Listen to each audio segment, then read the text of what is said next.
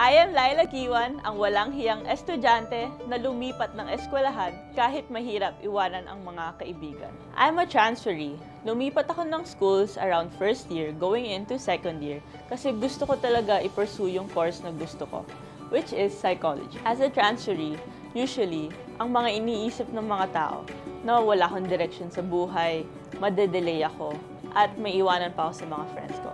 Pero gusto ko talaga maging therapist. Kaya pinush ko at nag-transfer pa din ako. For me, owning your future means taking risks. And sabi nga nila, taking the road less taken. So I did.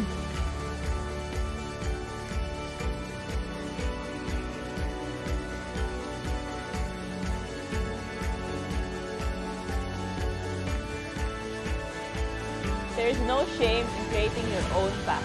Sa'yo ang bukas.